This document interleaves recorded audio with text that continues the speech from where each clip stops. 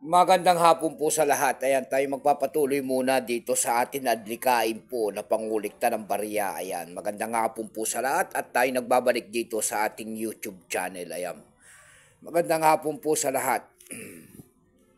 Para mag-discuss ulit ng coins kung magkano ng kanyang presyo. Ayan, para malaman nyo po kung magkano na talaga ang kanilang mga presyo sa ating pamilihan ng mga coins.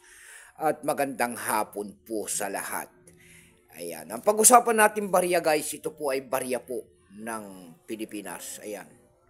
50 centimos po. Ayan. Ni Marcelo H. Del Pilar po. Ayan. Pagkatalikod naman po, makikita nyo po ang year.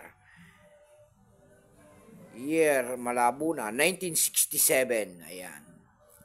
Punong-puno na ng pakikipagdigma ang coins na ito.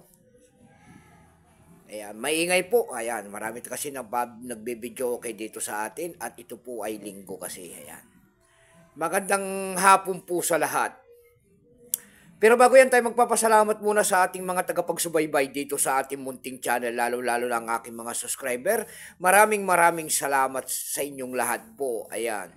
Maraming salamat din po sa nanonood dyan sa ating FB page. Ayan. Dalawa po yung ating FB page na Samuel Soriano and then Samuel Soriano TV 29 po. Ayan. I-follow nyo po sana ang ating FB page. Maraming salamat po at thank you so much at magandang hapon po. Yun naman po hindi pa po nakapag-subscribe dito sa ating munting channel. Anyayaan ko lang sana kahit malaking tulong na po o bagay ang inyong magagawa tulad ng pagpindot ng ating subscribe button, like and share. Para ma-update ko naman kayo sa mga bago ko pang ilalabas na video about coins po ang ating pinag-usapan dito sa ating munting channel. Ito po ay tignan natin kung magkano na ang kanyang bintahan po sa ating online selling. Pero bago yan, kilalanin mo muna natin siya. Issue po niyan ay Philippines po. Period Republic 1946 up to date po. Type nito standard circulation coins. Years 1967 hanggang 1974 po yan. Value niyan 50 centimos po. Currency piso 1967 up to date po. Composition niyan. Kung ano materialis ang ginamit dyan sa barya na yan, yan po ay nickel brass. Nabigat lamang itong 8 grams, may habang 27.5 mm. May kapal po naman itong 1.95 mm. Orientation niya na coin alignment. Itinigil naman ang paggamit sa barya na yan ng Pilipinas noong January 2, 1998. Number N-4515. Reference number KM-200. Ito pong year 1967 na ito po ay Philadelphia Mint. Minted in 1968 kung tawagin nila. Ito po ay 41%. Ayan, 41%. Kung ilang piraso po ang pinagawa sa barya na ito ng Pilipinas, yan po ay 20 milyon piraso po, walang butal. May price na rin po yan doon sa ating numista, binigyan na po ng presyo. Yung tawagin nila ay extra pa po, kung tawagin ng mga kolektor ay 49 pesos na. Ayan, pare-parehas po yan, yung almost ang circulated 49 din, ang circulated 49 din.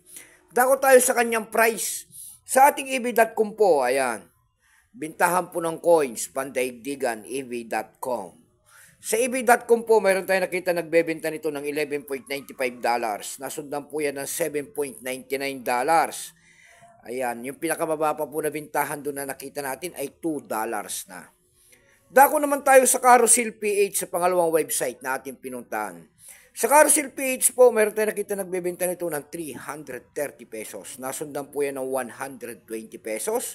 Yung pinakamababa po na bintahan doon na ating nakita ay 20 pesos, 25 pesos na. Ayan. Ayan lamang po ang aking may babahaging kanyang presyo sa ngayon. Ayan. Magandang hapon po sa lahat and God bless.